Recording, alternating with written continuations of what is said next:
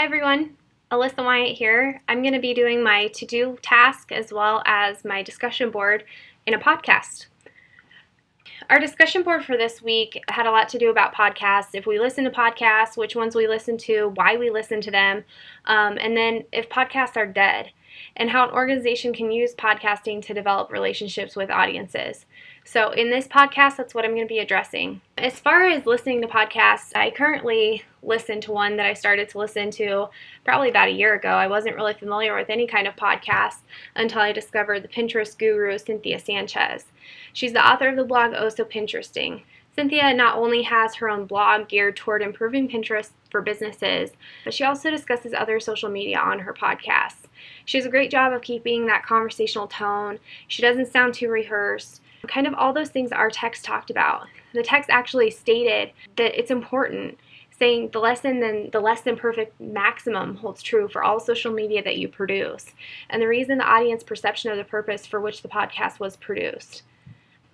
Another key concept that the book states is that content is king. You have to have something that's worth talking about and that's interesting to people. Cynthia does a good job of keeping her content relevant. In her podcast, they cover anything from advertising to social media, anything that a social media professional would care about. For example, her recent podcast actually covered advertising on Pinterest and how Pinterest is almost surpassing Twitter, which is pretty unbelievable.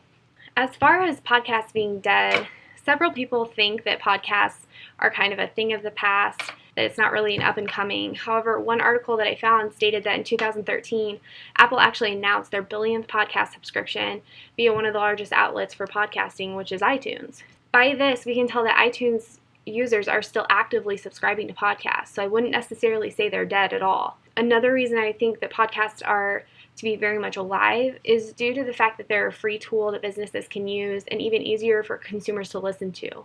It's as simple as hitting the play button. It's not a book that takes time to read, so you can really listen to a podcast when it's convenient for you, whether it's driving or working out or wherever and whenever you want to do. Our text states the audio is by far the easiest of all rich media to create and share. So not only is it convenient to customers, but it's also easy to create that content for the content creators. As far as how can an organization use podcasting to develop relationships with audiences, I think there's a couple different ways that they can do this. This may have several businesses asking how they can utilize the free tool because it is so convenient and so easy for consumers to listen to. Our text states the podcasting is key because it helps to build trusted networks. The customers and followers will perceive you as an industry and subject matter and expert. And when it's time to buy, you'll be the first one that they think of. So by creating the free trusted device, such as a podcast, your consumers will depend on what you say and see you as a resource, not just a company. Then when those same customers go to make a purchase decision, you'll be remembered because of the knowledge and trust that you have built with them through tools like podcasts. So that concludes my podcast and my discussion board. I will list the sources on my Google+. Thanks so much for listening.